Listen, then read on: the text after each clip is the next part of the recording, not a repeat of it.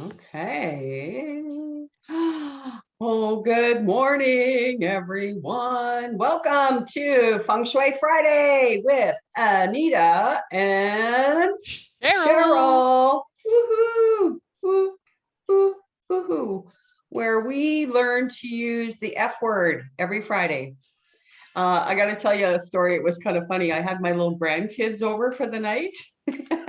And They're always as entertaining, aren't they? Yeah, and as I was getting them out the door, I went to put on the oldest one. I went on to put his shoes, and we had been at the park last night, right? And he says to me, he says, "My mom is going to be so."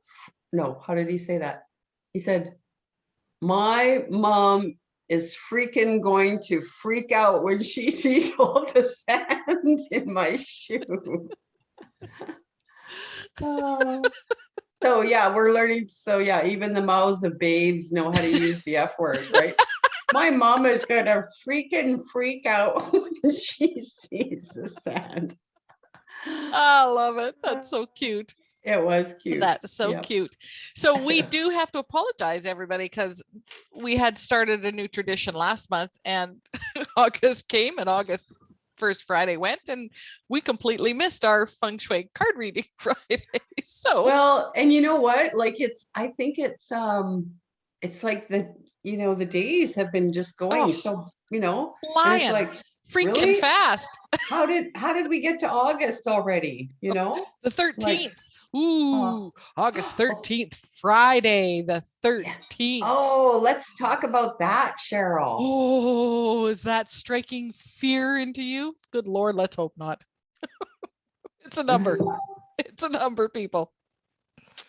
What is one of the best ways to control Control what? people? Fear? You Oh, think? people. Yeah. Fear. Use fear. I know. So for a lot of people, Friday the 13th, they go, "Ooh, it's this bad luck day." I've always thought of Friday the 13th as a good luck Yep, day. me too. Yeah. But I And like the number 13. Our house yeah, is number 13. yeah, your Rare, house is rare to actually have a house number 13. right. Yeah, because a lot of people won't buy a house number 13 because they have some limiting belief that it's bad or bad luck, right? Yeah. And it's really interesting how some of those limiting beliefs really can control the directive of our life. And it's no different than in the Chinese culture, they will not buy a house number with the number 44 or with the number 4 in it, right? So anyways, those are all limiting beliefs. And good morning. Okay, we got a few people joining us live this Excellent. morning. So let me just do my little thing here so I can. Well, while Anita does her little thing, my little the thing. reason the Chinese don't like the number 4 is because in their language, it's pronounced and sounds very much like the word death. Right, in Cantonese. Cantonese. Yeah. Just to explain that a little bit. Friday the 13th was, and when we're talking about fear, at some point in time in the pagan culture, Christianity came in and, along with many other superstitions, started this fear about Friday the 13th. Go back and do your own research about what it's all about. We're not going to go into the research on it because you could spend days doing research and taking it back further and further and further. And if you've done a lot of research about it, please comment. We'd love to hear what you find out. In my opinion, it's a number. It's a number. It's a day of the week.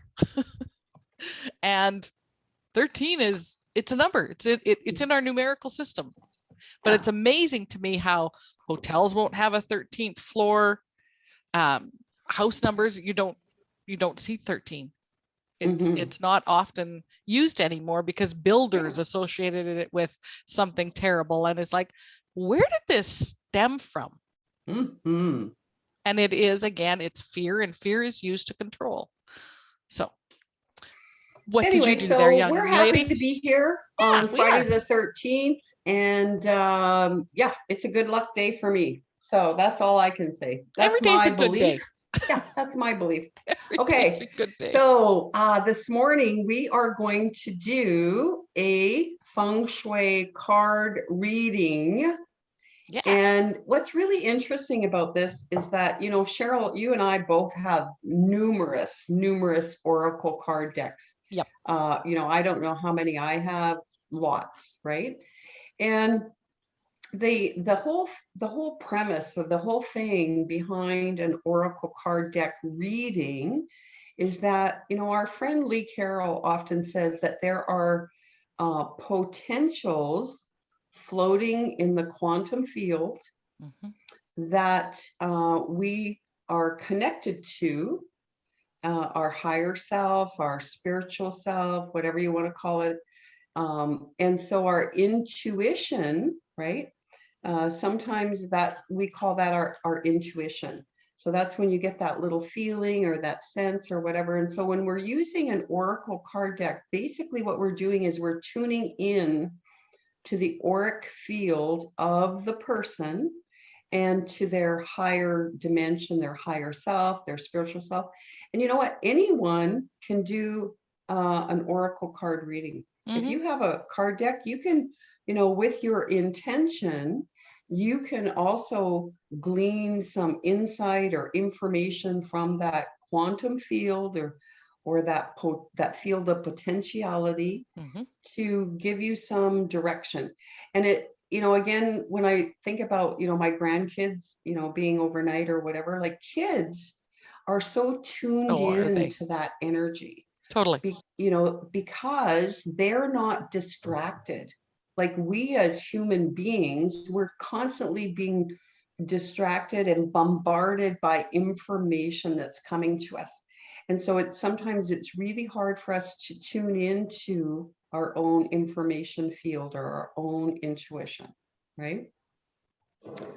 So, Well said. Cheryl, it looks like you're going to have to start because the person, Linda, who you know, had requested a card reading, she hasn't showed up yet live. Okay.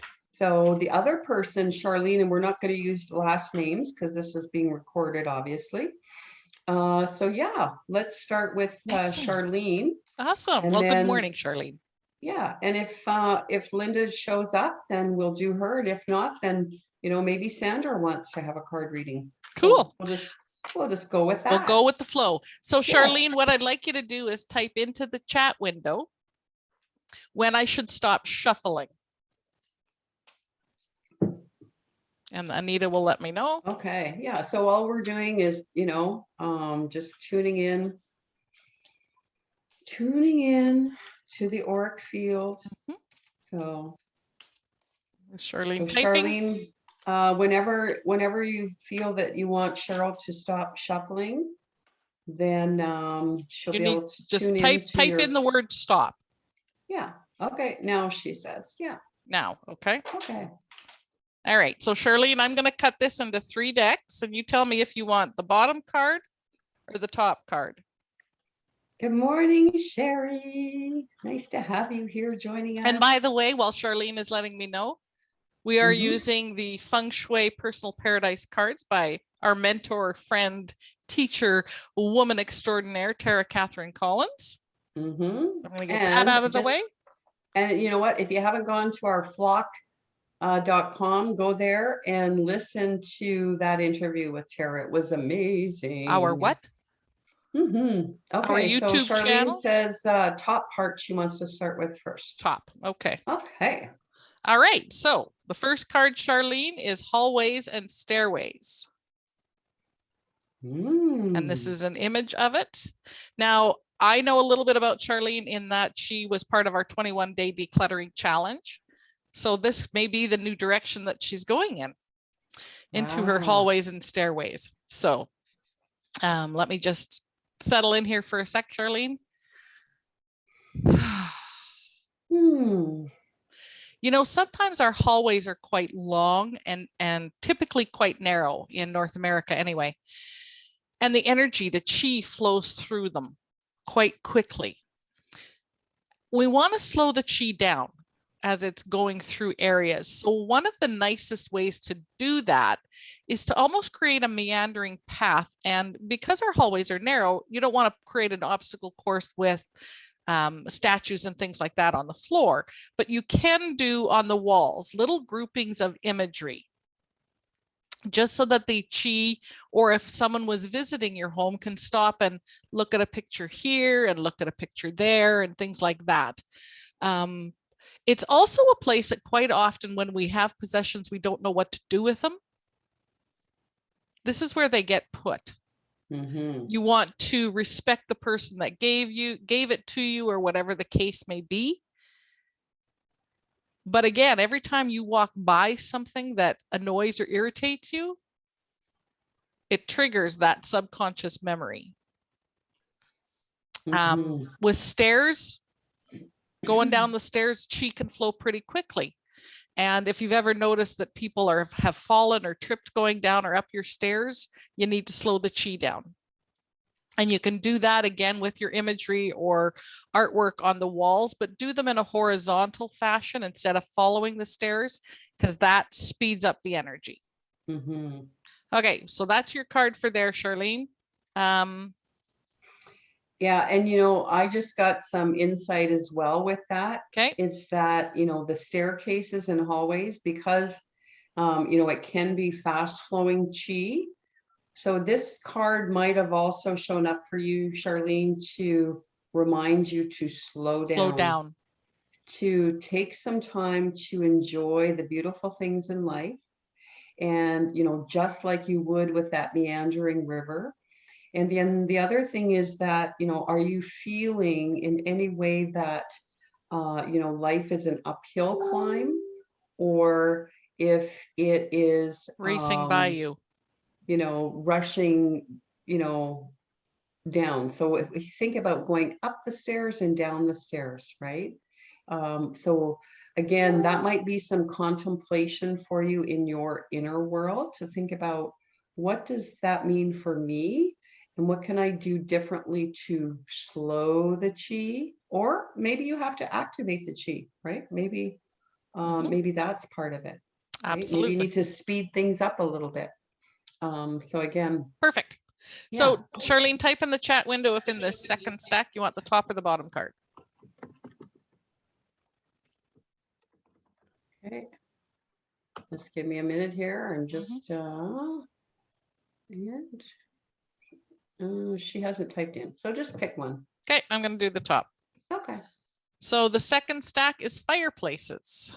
And this actually, as soon as this is coming up, it's like this just ties into what Anita was talking about. Slowing down. Taking time to enjoy your space. We know you've done a lot of work in it. It all doesn't have to be managed all at one time. Take some time, enjoy it. Fireplaces is also about what ignites the passion in you. Yes. The direction, like maybe you're facing decisions in life right now, what direction you want to go. Are there changes coming up? What ignites? What fills you up? What are you passionate about, Charlie? And if you have a fireplace, I don't know your home or not. If it's wood burning, I'm getting this: clean the chimney. Something people forget about with a wood burning fireplace. Clean your chimney. Make sure that's clean and clear. But on a cooler day, set up a space for yourself to do some contemplation, do some journaling. Sit down and write out, journal what fills you up, and it'll help guide your direction of your life. That's what I'm getting. Do I have anything you want to add to that, Anita? Yeah, just that the fire energy is, in our physical body, the fire energy is our heart, right? So it's represented by our heart, as well as, what does our heart do? It pumps the blood, right?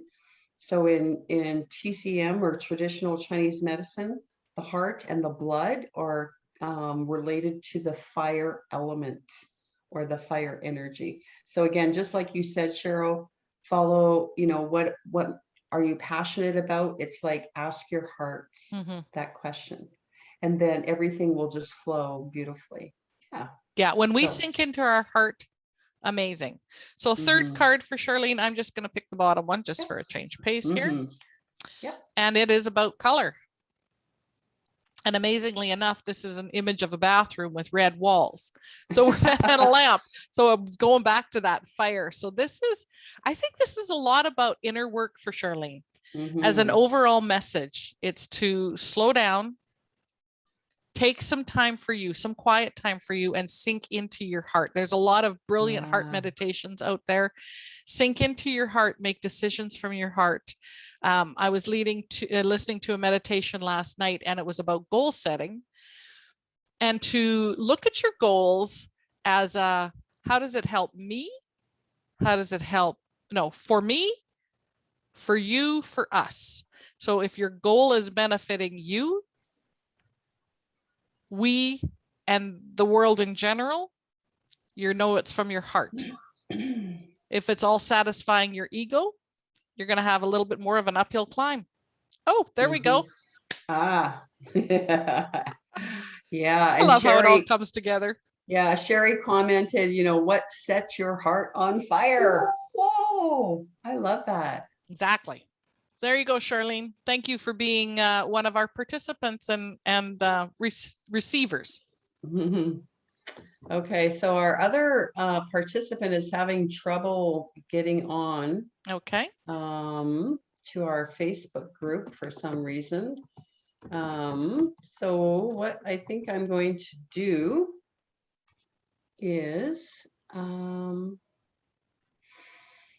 okay, you know what? I think I'm just going to go ahead and do her card reading. Okay. And then she'll have to listen to the replay. Yep. How's that? Yeah. Okay. And all she's got to do while Anita's getting ready is go to our YouTube channel. We'll post it on there. Of course, it'll be on our Facebook group page, Feng Shui with Anita and Cheryl. YouTube channel, Feng Shui with Anita and Cheryl as well. So easy enough to find. We like consistency. That's we're learning. Oh, look at her tuning in there. So sometimes it takes a minute or two to quiet all the noise around us and sink into our heart centers.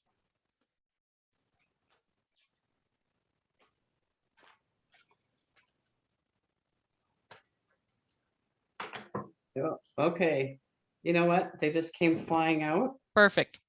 And two of them came flying out. So then I'm just going to do those two, and then I'm going to do the third one that came up. Okay, so this reading is for Linda, who will obviously watch the replay. And the first card that came jumping out was center. And so, of course, this card refers to the center of the home. And we've talked about this before, where the chi is able to circulate and flow freely, unencumbered. And the center is also about balance. It's about being grounded. So this card could have likely come up for you, Linda, that maybe you're not feeling really connected to, Mother Earth. Maybe it's time that you spend a little bit more time outdoors with the earth element, right? So that's, when you're gardening, take the gloves off, feel the earth in your hands, feel that connection. Because we know too from earthing that when we're connecting our bare feet or our hands physically to the earth, what happens is it helps to balance the ionic charge in our bodies. So there may be a negative ion in our body, or pardon me, a positive ion, because it's the opposite. So the earth energy produces a negative ion that attaches to a positive ion and clears that energy. So I think that this, center card might be something about that. Balance, connect to Mother Earth. Take a look in the There's, center of your home. yeah, and look at the center of your home, exactly. I'm getting a little message there. Yeah, see what's in the center of your home that may be blocking the chi, maybe blocking that flow. Or isn't supporting it. Or yeah. I'm seeing like a broken rung. So I don't know if it's a shelf that's off, Oh, a something chair in rung, disrepair. something in Yeah. disrepair in the center of the home.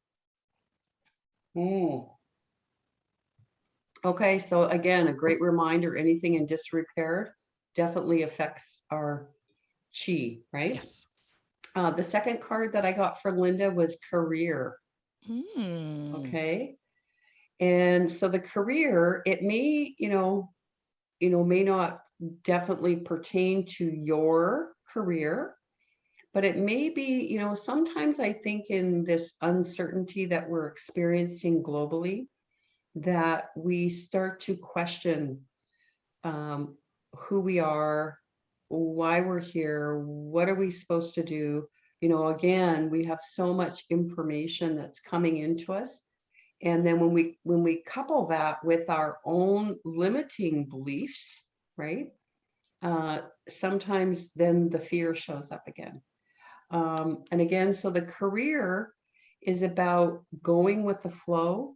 The career area in the Bagua is associated with the water element, again, which reminds us to go with the flow. And you may, again, look at the career area of your home and see if there's anything there that's blocking. And so, yeah, it's really about, who we are, how we serve the world, how we're showing up for other people. Yeah. And So, finding the balance. Sorry. yeah. Finding the balance in the career. And so if you're a giver, and that's what I'm getting, is she's giving. And it could be in volunteerism, it could be in the career, it could be family, could be kids. It's time to create the balance back. And if she's feeling out of sorts, she hasn't been receiving. And that goes back to the center card, right? Yeah. Okay. And the third card that came up for Linda was bathrooms. Whoa, a water room. A water. So again, there's that, there's really, so it's kind of like we got two water cards and one earth card, right? So again, when we look at as Mother Nature, as our teacher, and when you see what she does in nature, so just imagine, and we've all been beside a big river, and you see that the energy flows very quickly when, it's just straight, right? And as soon as the river starts to go around a curve, it starts to slow down. But then maybe you see a big rock or a collection of rock, or a big boulder or something. That's the earth damming the water or blocking the water so that the water slows down, right? So that's really, really interesting. And of course, with the bathroom card coming up, you want to be very mindful of the good energy that you've accumulated in your home, that it's not going down the drain, that it's not being flushed down the toilet. And again, doesn't matter which school of thought that you follow in Feng Shui, this is one of those Feng Shui cures that everybody will recommend, is that in the bathrooms are rooms of functionality. They are there to clean and eliminate our bodily waste. Very important when bathrooms are not in use to keep the doors closed, keep the toilet lids down, keep the shower curtain closed. Like, we want to make them aesthetically pleasing, obviously, if you have guests coming over, that sort of thing. But just keep in mind that they are rooms of functionality, and that they have, big containers that can easily go and Suck all that energy down. right? And take it down the drain and away from you. And quite often we refer to bathrooms as a source of maybe, we've all heard that, oh, I might as well just flush that money down the toilet, right? And again, just like in nature, the bathrooms need to have the earth element Very to much. balance that overabundant water element that we find in bathrooms. Yeah. And if her home, if the center of the home is a bathroom, something's going on in there.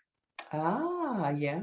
So again, the earth element is definitely, and so, when we look at what is the earth element, when we're talking 5-element theory and Feng Shui, of course, any color that you see in the earth, from the flesh tone all the way to the deep brown colors is considered earth.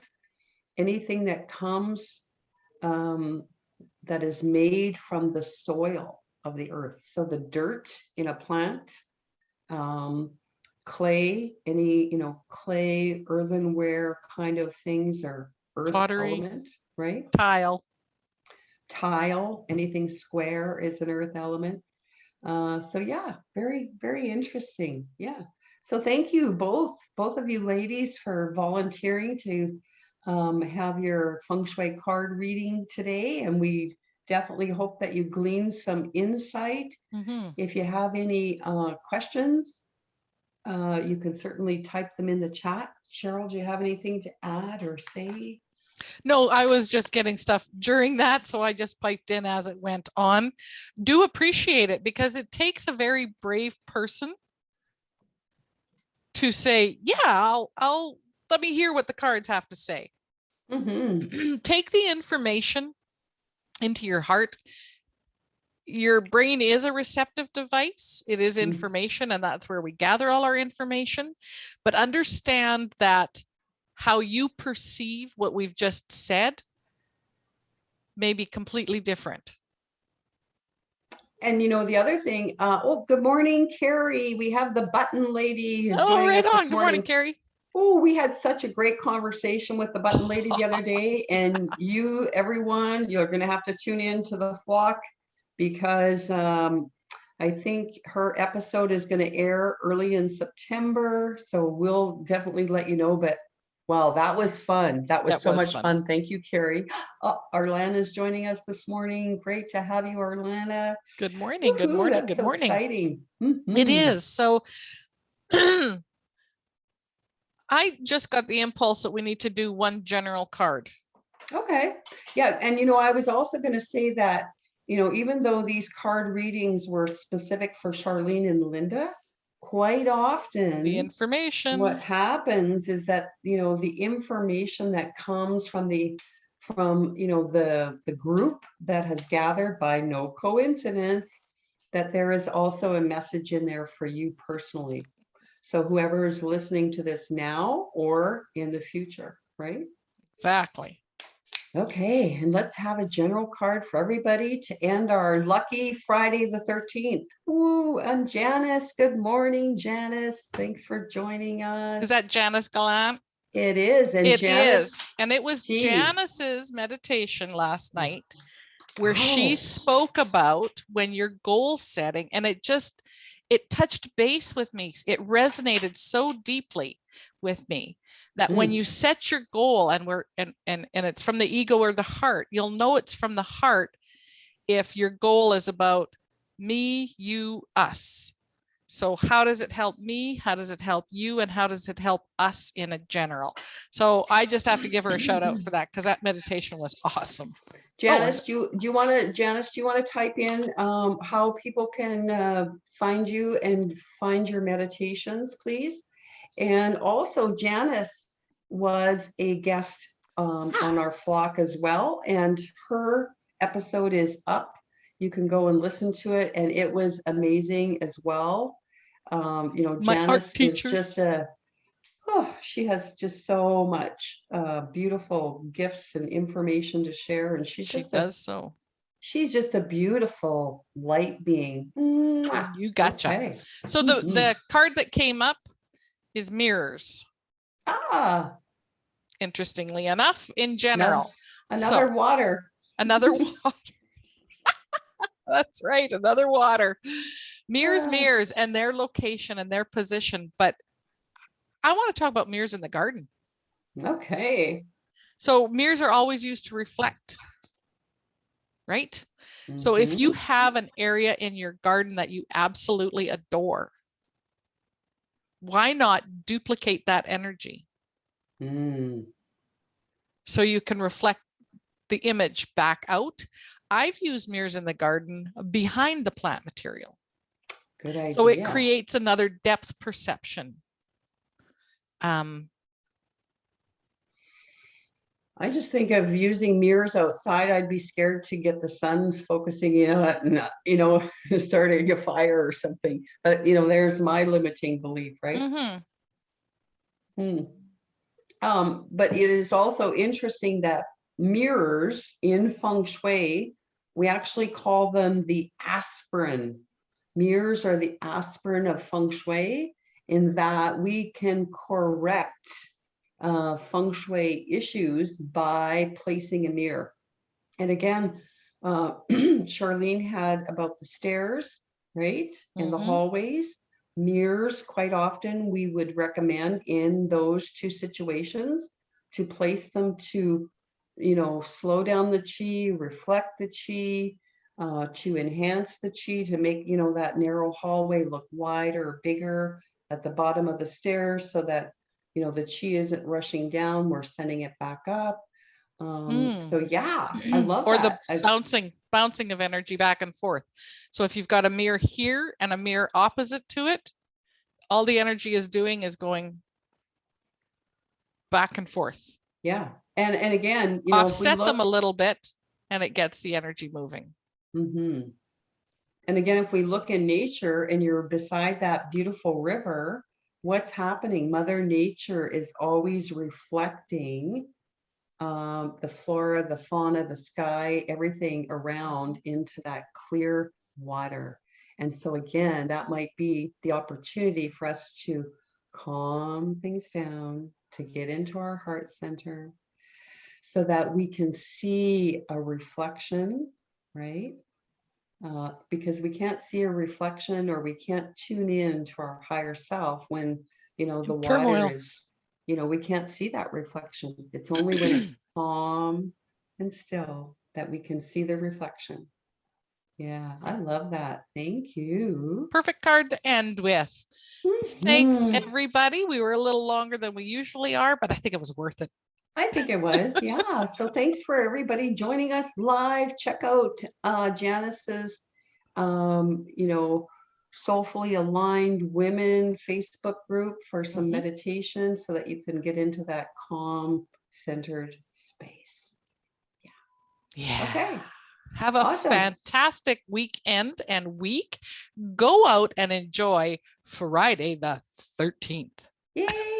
Friday the 13th. Okay, and watch the replay or send the replay off to your friends. Woo, woo, woo, woo, woo. Feng Shui Friday. I was waiting for that.